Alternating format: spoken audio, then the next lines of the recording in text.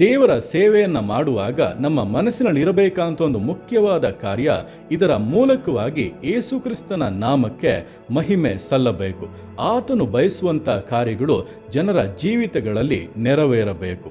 ಇದನ್ನು ಗುರಿಯಾಗಿಟ್ಟುಕೊಂಡು ಸೇವೆಯನ್ನು ಮಾಡುವಾಗ ದೇವರು ಅದರಲ್ಲಿ ಸಂತೋಷ ಪಡುತ್ತಾರೆ. ಆದರೆ ದಿವಸಗಳಲ್ಲಿ ಸೇವೆ ಮಾಡುವಂಥವರ ಹೃದಯ ಹೇಗಿದೆ ಅಂದರೆ, ಇದನ್ನು ಮಾಡಿದರೆ ನನಗೆಷ್ಟು ಲಾಭ ಸಿಗುತ್ತದೆ, ನನಗೆಷ್ಟು ಕಾಣಿಕೆ ಸಿಗುತ್ತದೆ, ನನಗೆಷ್ಟು ಹೊಗಳಿಕೆ ಸಿಗುತ್ತದೆ ಎಂಬುದನ್ನು ದೃಷ್ಟಿಯಲ್ಲಿಟ್ಟುಕೊಂಡು ಸೇವೆ ಮಾಡುತ್ತಾ ಇರುವವರು ಅಥವಾ ಸೇವೆಯಲ್ಲಿ ದಾರಿ ತಪ್ಪಿರುವಂಥವರು ಅನೇಕರು. ನೀವು ಕರ್ತನ ಸೇವೆಯನ್ನು ಮಾಡುತ್ತಾ ಇದ್ದರೆ ಕರ್ತನ ನಾಮದ ಮಹಿಮೆಗೋಸ್ಕರ ದೇವರು ನಿಮ್ಮನ್ನು ನೇಮಿಸಿದ್ದಾರೆ.